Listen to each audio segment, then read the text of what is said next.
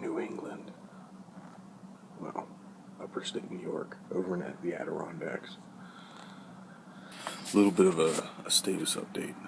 I was driving through the Adirondacks yesterday, and I am flat out impressed with how many people have anti-New York Safe Act signs. I mean, we're talking thousands. Almost every other house has a abolish the New York Safe Act sign in their front yard. Up here, they do not like big government telling them what to do. The Adirondacks are almost, I could consider it almost like backwoods of West Virginia. They don't accept anyone else's rule except their own. Try to take a few videos on the way, but we got about an hour this morning to head over to Vermont, and then we'll be in some free states. Makes me a little bit more comfortable because we've got all the fun stuff in the truck. I've got my SBR. I also got my buddy's Daniel Defense 16-inch lightweight carbine in there just in case, for backup, in case my rifle goes down. But so far it's been a fantastic journey. I cannot wait to take some video in New England. Stay tuned.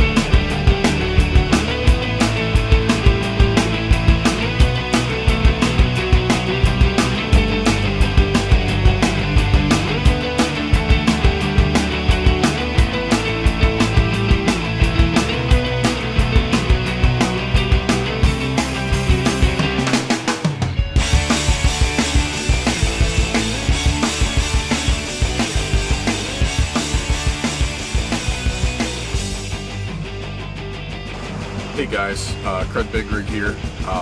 I'm here to give a review on the Costa Ludus Carbine Elements Theory Level 1 class.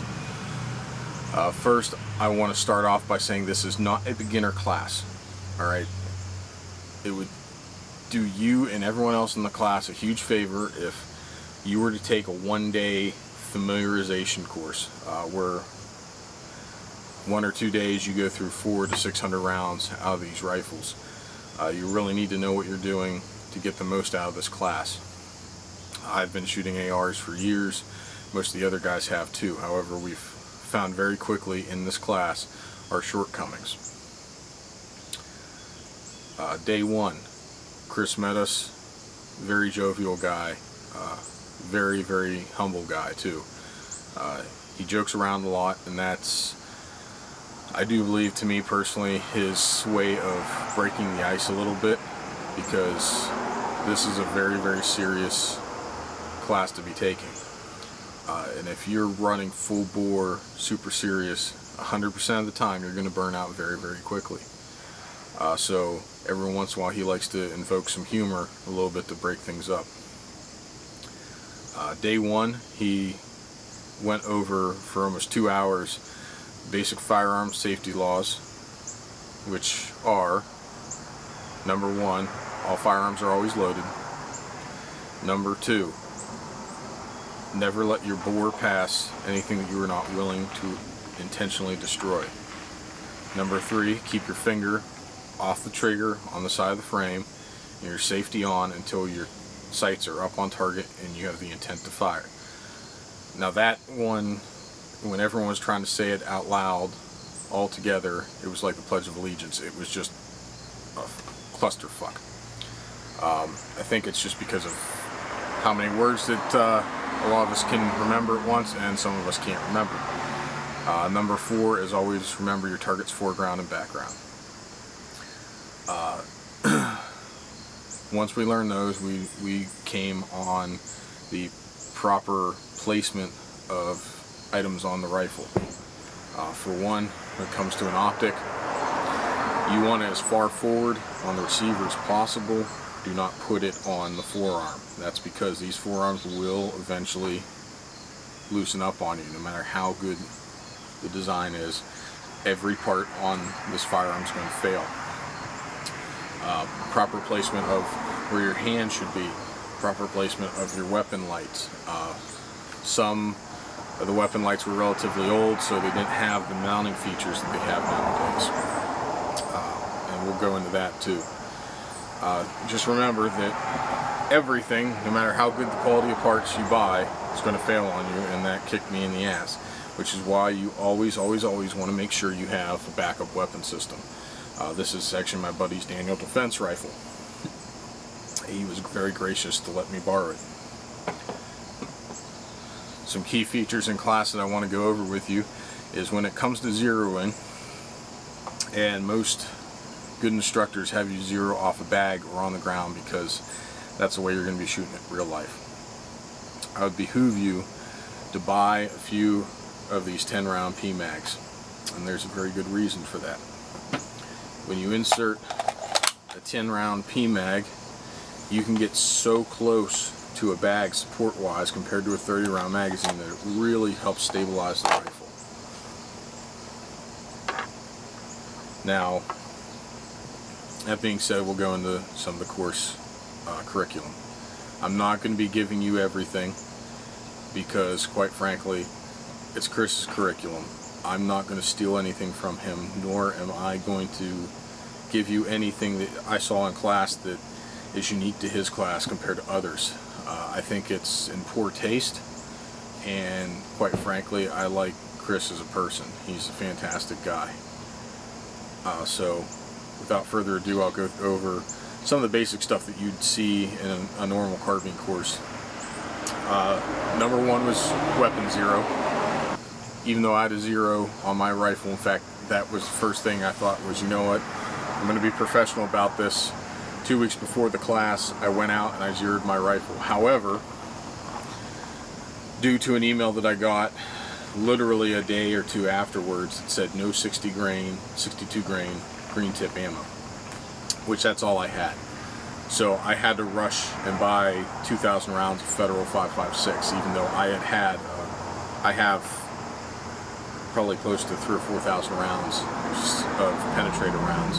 This is because we were supposed to shoot steel. However, just because of the way class moved, we didn't get a chance to do that. A little pissed about that, but that's no one from Weapon Craft or Chris Costa's fault. It's all of us as students couldn't get our shit together on the first day. And remember, everything's a collective result. It's not just a you or me. It's everyone. Personally, I'd like to apologize for how long it took me to zero my rifle. With my short barrel rifle, it wasn't that big of a deal. However, I think the click adjustments on the Comp M4S compared to the T1 are different. I swear they are, because I'd make 6 clicks at 50 yards, it would jump that much. It should have jumped, 2 inches at most. So day one, after we went through proper placement of everything, then we went on to zeroing. We were using VTAC silhouettes, which on the back of them have 4 vertical bullseyes. What Chris was having us do was zero the top 2 bullseyes with our red dot sight, and once we finally started shooting good X-ring groups with that rifle with the red dot, then you would take your irons, flip them up, co-witness with the red dot, shut the red dot off. Then you would shoot only with your iron sights. Simple prospect if you can get your rifle to zero. I was having such an issue with click adjustments, I think because I was going way too far with them. Even though the mount was solid, that it took almost a half a day to zero in our rifles. I'd say 3 hours or so. So it was a little bit of a steep learning curve for some people. All right, so on right before our lunch break, we started working on standing and kneeling drills, and Chris showed us how to kneel properly without hurting your knee.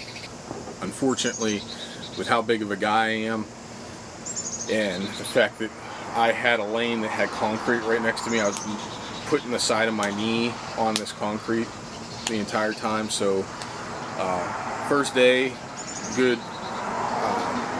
general rule of thumb, wear knee pads. You know, we don't have to be so tough that we start not wearing our protective equipment. In fact, I'm still limping around right now, and it's been 3 or 4 days since I've been back. And I'll tell you this, it's one of the most physically demanding carbine classes out there for me personally. And to Chris's credit, he's very good at pushing you, very good at motivating you. But after we did our initial zero, started making some movement a little bit on how to properly shoot from the standing and the kneeling position, I started having some issues with my Knight's rifle. This is not 100% Knight's rifle. This, I guess you could call it a Franken gun. Unfortunately, I had some major issues with this LMT bolt. They're looking into it right now. They say that this bolt is 3 times harder than any GI bolt, but I think that they had some issues with the case hardening on them, because the back of these lugs are so chewed up that it's not even funny. But we'll get into that a little bit later on equipment failures. So Chris decides after lunch that we're going to start doing all the different positions: kneeling, sitting, prone. And I did find out very quickly that my worst position to shoot at is on the kneeling, and I think halfway it's because I'm such a big guy that I'm not exactly the most graceful at getting into some of these positions, and unlike a guy who's like 5'6". The other is that with my knee and my leg, I could not find a comfortable position to get into on the kneeling, a true kneeling supported position. So I was so trying to concentrate on the red dot sight, and I kept going, you know, left and right, left and right. The pain started to get so great in my foot that I was rushing the shots just to get out of that position, which is shame on me, but that's one thing that I found, that's my weak spot, that I have to work around trying to find a comfortable position to get into. After we got done with that, we started working on just getting into position, getting into prone, getting into kneeling constantly. That was all of first day's afternoon. Second day, we came back to zero. Unfortunately, my Knight's rifle went down so hard that I had to use my buddy's Daniel Defense rifle, which is a lightweight, and thank God it was a lightweight rifle, because there's a lot of running around to do. Funny story about that, since this is my buddy's rifle, I didn't know what zero he had, even though I helped him get what I thought was close to a 50-yard zero. However, found out pretty quickly that that was way off.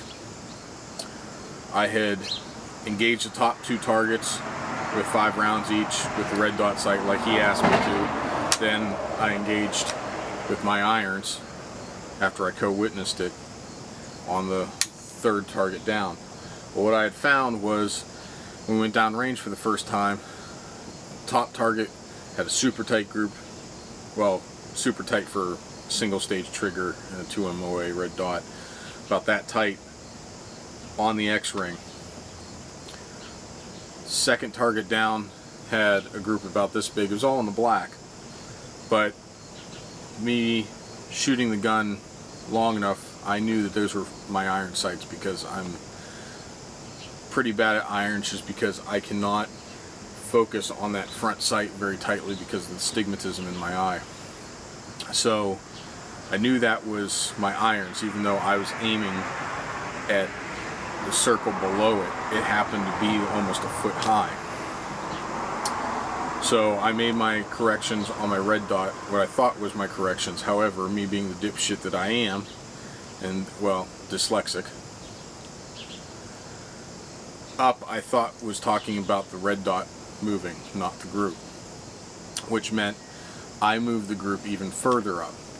So next time I zeroed, I readjusted my irons for the red dot, shot the 3 bullseyes, went up there, and then I had a group this size on the very top bullseye, and the rest of the target was clean, which I was truly perplexed at. Talked to Chris, he looked at my front sight, said, yeah dude, that thing is way too low, bring it up, 17 clicks at least. Instead of doing that, I decided to do the Western Pennsylvania thing of winging it. Got back down on my bag, looked through my sights, adjusted the red dot as I was aiming at the 3rd bullseye down. I adjusted the red dot for the top bullseye, dead center. Put my sights down, shot the bullseye, dead center. It's good to go. This is a very, very crucial thing that you need to learn about running a carbine, is that you have to confirm your zero constantly. Would it have done okay if I had to just pick it up and start shooting it? Yes, because generally speaking I hold center mass, so it would have went somewhere in the chest cavity. However, if you needed to take a long-range precision shot, I would have been SOL, because I would have been sending pills over top of this guy's head. Once we did the zero, we played a game that I'm sure if you've ever watched the Magpul videos, you would have seen it, and it's called It Pays to Be a Winner. We put a dollar bill on the very bottom bullseye, and at 25 yards, the first day you had 30 seconds to get into the prone position and put a bullet on George Washington's nose. Now, first day, as Chris says, every single person almost always misses. Either they overcompensate, or they, because of stress, because of a timer, they put that red dot dead center, don't even think about height over bore, and they completely blow the shot. They miss it. This gives you an idea of why you need to constantly be thinking about your height over bore. Even though we had already shot at 7 yards, 15 yards with height over bore shots, once a timer came into play, we just completely forgot everything. After that, he kind of sat us down, started talking about mindset on defensive shooting. The fact that if you shoot someone once, if you maim them, that proves to the court systems, that proves to the cops that you weren't in as big of a danger as you thought you were, because you only wanted to hurt him a little. If that felon comes into your house with a weapon, or heck, even if he doesn't, and he's just a bigger guy than you, and you are in fear of your life, or you are in fear of your children or your family's life, you have every right to engage that target indiscriminately.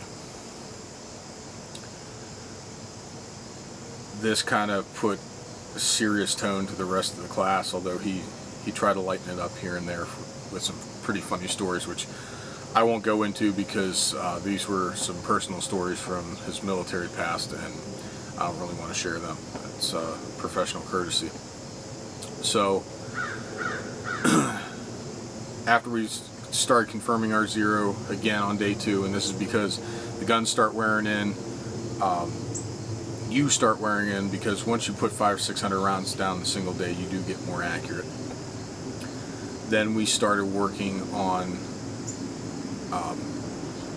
shooting from the multiple positions, as well as what I really liked out of this entire course, what I took home the most was drills to clear your weapon from malfunctions. One of the pretty neat drills that we were doing is that you'd have 2 teams, Team 1 and Team 2.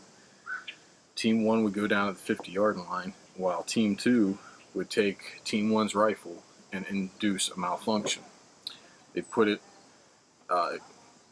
ejection port face down, and then you would have Team 1 on command run down from the 50-yard line to the 7-yard line, grab their rifle, come up, pull the trigger, making sure not to check the ejection port because that's cheating, and then clear that malfunction. It's sort of like the 3 little kittens drill from VTAC, except it's not 3 different malfunctions all at once on 3 different guns. So it's your gun, you're familiar with it on manipulation. After that, we started working with your secondaries. I felt a little bad about what I personally did, which was Chris had taught us when it came to magazine reloads that you should do a tactical reload after you're around half capacity on your magazines. On some mags, like the P mags, you can see the amount of ammo that's left over. Other times you just kind of have to guess. So whenever we go to transition, you always want to transition on an empty gun or a malfunctioning gun. Well, after day 2 was over, I pretty much always did a attack reload, and that's because you should realistically always tack reload whenever you have the chance. So therefore, I didn't really get to pull my sidearm hardly at all during day 3 because of that. That's shame on me. I should have probably just ran everything empty all the time just to get used to it, but oh well. Day 3, we started working on movement, and Chris started going over something that's very controversial, which is muzzle up versus muzzle down. And even he agrees that it's not a 100% guarantee or stick with it rule of thumb. Sometimes muzzle up is very, very conducive to what you need to do. Sometimes muzzle down is. For me personally, I found that running muzzle down did not work for me. I was faster with muzzle up, not to mention that, but I could get a lot closer to people, and I knew I wasn't going to muzzle swipe someone. This is working with teams. Obviously, if you're alone, muzzle down is completely fine. Chris also explained that muzzle up, even if you're a good boy, big boy rules, you have your finger on the side of the frame, safety's on, and say something happens like a spring goes bad on your hammer, sends that hammer forward, launches a bullet up into the air, but straight up, it's going to lose velocity. When it falls down, it's going to fall down at roughly the same speed as a penny. It's going to smack you, but it's not going to kill you. It's not going to hurt you very much. Now, if you're at like a 45-degree angle, that's a completely different story because you're lobbing the bullet. But muzzle down has its disadvantages, just like muzzle up does. Muzzle up, a lot of people are freaked out because they don't want to launch a bullet into the air. Muzzle down, if you're working with team tactics or even yourself, and something bad happens, whether it's a negligent discharge or a malfunction that causes a discharge, if you're lucky, it hits in the dirt and nothing happens, except your ego's bruised if it's a negligent discharge. However, if you're working on concrete, if you're working on wood, there's going to be fragments, there's going to be shrapnel that's going to be coming off from that bullet hitting the ground. It's going to hurt other people. Not to mention that, but heaven forbid your foot isn't in front of the muzzle. That's one reason why I don't like muzzle down. It's because you're always going to end up flagging yourself. Another controversial thing that he was teaching us is the fact that you should check your ejection port upon doing an emergency reload. I got a lot of shit from a fellow instructor when he thought that he knew everything, and he told a guy in front of me at a competition, how many Magpul videos have you watched? Because you don't need to do that ninja shit of looking at the port, ejecting the magazine like he was doing. Well, I'm sorry that your 1980s technology and tactics are older than dog shit, but you have to adapt. The fact of the matter is, after he said that, I ended up having a double feed in my rifle. I didn't check the chamber because I didn't feel like dealing with his bullshit. dropped the magazine, put another mag in, went to hit home. I didn't hear the bolt slam forward. I knew I was in trouble. I had a double feed. I had just reduced another round into the equation, which just made it worse. If I would have just taken the second to check my chamber, none of this would have happened. Now, on day 3, we also started making movement. First starting with running from the 50-yard line to the 25 to the 7, muzzle up and muzzle down to get everyone used to everything. And then he made a very practical call that you make your decision whether it's running muzzle up or muzzle down. But he wanted you to make sure that you were comfortable with doing it both ways. Because as a good instructor, he allows you to make your own decision on what to keep and what to throw away. After we started making movement, we started doing a drill where you had Team 1 on one side of the range, Team 2 on the other. You had 2 targets downrange on each team. You gave each of those targets 2 shots in the upper chest box. Made movement, 2 shots. Again, each target, all the way up and then ran back. You did this in a team, and you had a buddy. Each team member had a buddy, and you'd run 2 and 2 all the way down. Well, the trick to this drill is that every miss counts as a minute added to your time. And this is just to make mathematics easy. You count 14 misses, you add 14 minutes to your time. This definitely induced a little bit of stress because you're competing against other people. You got another guy shooting right next to you, which eventually went into the final drill of the entire class, which I've got a little bit of video that I'll show you. I made Chris a promise, which was when I was recording. I recorded myself, and I made sure that no one else's face is seen there except obviously Chris, because it's Chris. Primarily because there's a lot of law enforcement officers that they don't need their faces showing up everywhere on the internet. As well as I'm sure there are a few guys that are in the military that don't really need their faces to be shown either. I mean, for all I know, one of the guys could have been a Delta operator. You just never know. On day 3, we also in the morning, after our 0 confirmation again, we played It Pays to Be a Winner, except now the stakes are higher. We used $5 bills instead of a $1 bill. And you wanted to hit the top, the very tip of Abraham Lincoln's nose. In fact, the same guy who won on day 1 won all the money on day 2. He's a very good shooter. Hats off to you, man. Once we did initial 0 and It Pays to Be a Winner drill, we started on advanced positions. We're talking supine, urban prone.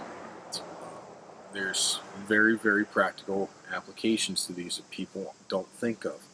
A good example is it's much smarter to do urban prone underneath a vehicle than it is to do traditional prone, because it's a lot quicker to get into. Not only that, but it exposes less of your body if you're hiding behind something like a tire.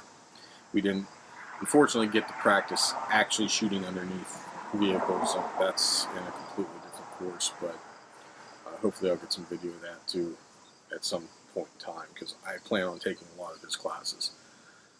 Costa is very professional, but he definitely knows when to ramp things up in the intensity level to get us to focus, to get us to be a little bit more serious. And then he can tell when we're getting a little bit burnt out, okay, it's funny story time. It's time to get you a little bit more relaxed, breathe a little bit, because it gets a little intense.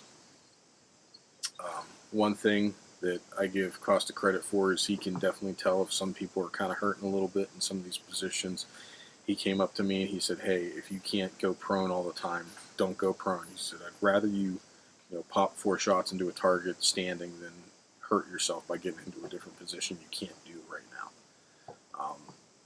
For me, being the stubborn guy I am, I manned the fuck up and just pushed through. I was actually planned on being an additional 30 pounds lighter by then. Unfortunately, with my foot being damaged back in April, it is what it is. Now I'm going to go through some of the things that I've learned. Personally, I thought I knew how to zero a rifle. You'd be amazed at the simple stuff really bogs you down sometimes. The Comp M4, I had a hell of a time to zero. The Aimpoint T1, I did not have any issues with, which tells me that I have a feeling that the clicks on the Comp M4 are different measurement-wise than the ones on the T1. If someone else could quickly confirm that, that would be fantastic. The biggest issue that I had was on day 1. After our initial zero, we started doing, burn down drills. My LMT bolt had failed. Now we're still trying to figure out whether it's because of a cocked barrel extension or whether this bolt just wasn't hardened appropriately. But I'll put up some photos. The rear lugs have actually worn down, and some of them are even at like a diagonal angle. Chris, as well as I, am a very big proponent of buying high quality gear. And you know what? Manufacturing sometimes gets it wrong, no matter how good the equipment is. LMT is notoriously known for how strong these enhanced bolts are, but that one failed. Now, whether it was because we put the gun together incorrectly or whether the bolts just crapped out on us, we're still trying to figure this out. I do have around 2,000 rounds through that bolt, which is minuscule compared to what that bolt life should be. That thing should run at least 10 to 15,000 rounds. On the bright note, I definitely know now when things go wrong what's caused by some of these issues. When we started firing, I was using just Federal XM193. I had a few failures to fire. I thought that was because the magazine wasn't seated in or something, or there was a hard primer, because I heard a click, so I heard the hammer fall. Since we were on the firing line, I did not check the primer. I just tapped, rack, went back at it. I noticed that the bolt wasn't going all the way home every once in a while. So I put some oil over everything because I thought it was running dry. That stopped the stickiness of the bolt going into battery. And then at one of the drills, it round shot off, and I did not feel the rifle recoil. It was not a squib. The round was still in the chamber, spent round luckily, but the bolt had locked into the forward position. So I pulled the rifle out of the line, I pulled the rifle out, and Costa began to mortar the rifle. He tried for a good 2-3 minutes, and then we started trying to get a multi-tool in there to try to unlock those locking lugs, because these were so stuck in there. After about 5 minutes of fucking around with it, it finally unlocked. That being said, because it took so long to clear this malfunction, that everyone else there was watching, which meant that it was time taken away from them. I personally want to apologize to all you guys that went to class with me, because quite frankly, even though I used the best of the best equipment, it's still fucked up. So I'm truly sorry for taking it away any time away from class. Just like when we were having issues with zeroing again. It happens, I'm sure, in other classes, but a lot of rifles went down hard that day. Speaking of which, it is always, always, always good to keep a spare rifle with you. This is my buddy's Daniel Defense lightweight rifle. He actually wanted me to spec out the gun, so I guess in technicality, this is my gun, I guess you could say, because I spec'd everything out the way you should set it up nowadays. We went with the T1 because it's super lightweight. He wanted Magpul metal backup sights, but they weren't in stock at the time, so he just put the standard plastic ones in, which are fine. I'm not sure why he put it so far forward, but is what it is. Up front here, you do have the metal Magpul front sights, LaRue hand stop, which I found very, very comfortable. This was his choice. I gave him something like the Magpul version or the Knight's Armament one, and to flip it around. But actually, I found that gripping it like this was very, very comfortable.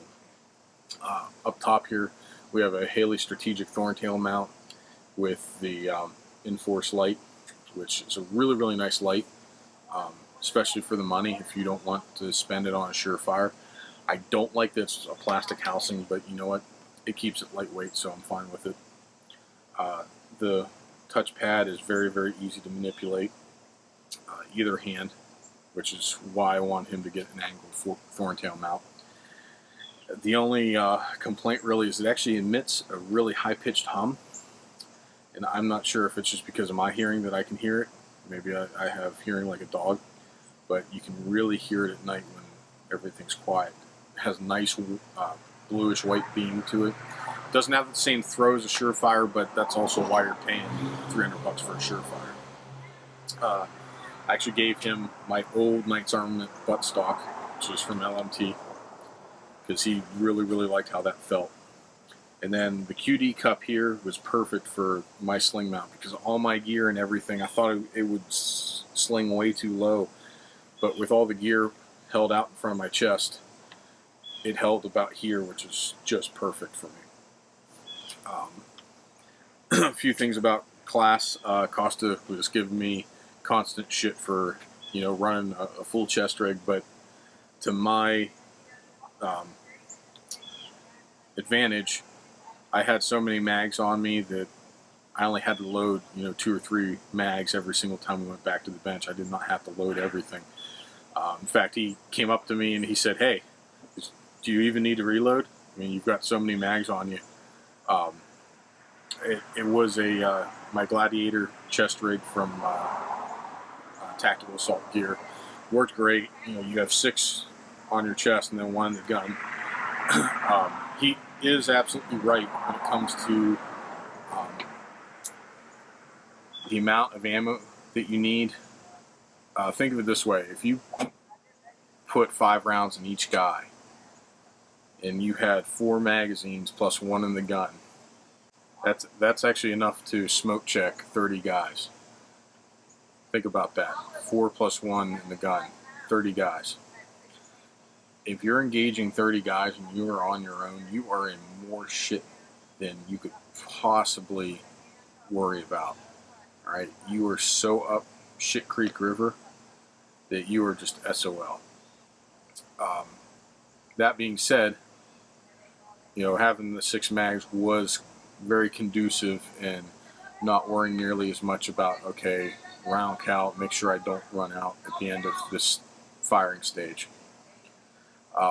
And to be honest with you, even I cheated at the very end when we were running our final drill. Me and my team member, we decided, we're going to make this as light as possible. So we popped out every mag that we did not need. We knew we needed at least 1 reload, so we kept 2 mags on our vest and 1 the gun topped off and just went for it. And that worked really well. Some big tips on a class like this: make sure that you do have your spare weapon system. Make sure you have a good hydration system like a Camelback. Having that on your back, being able to sip it all day long, it's very much worth it. The extra weight equals you being able to perform better because you're fully hydrated. If you're not, a water drinker, I highly advise getting some Camelback elixirs because they do have electrolytes in them. It makes water taste fantastic. It literally makes it taste like soda without any sugars really added to it. So you constantly sip this stuff more, which means you hydrate more.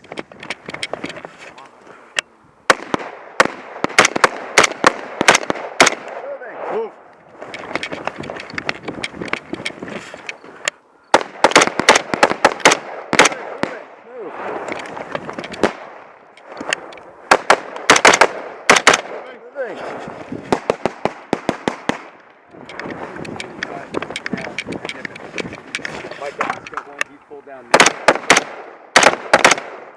Move.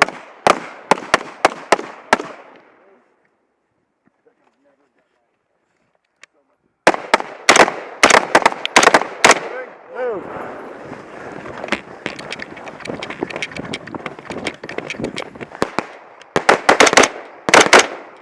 Moving. Move.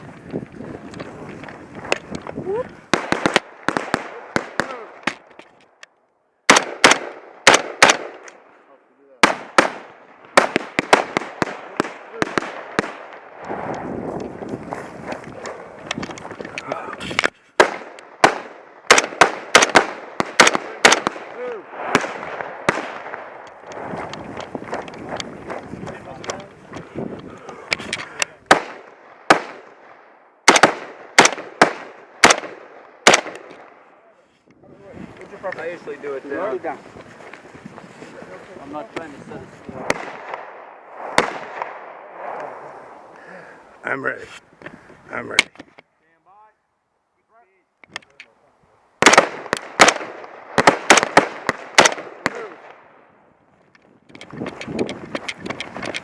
Boats and hose. Move.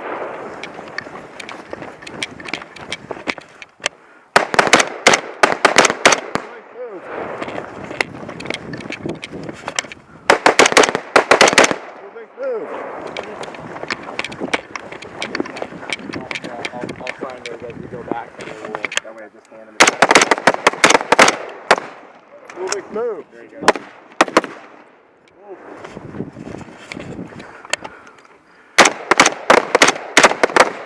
Move. Move.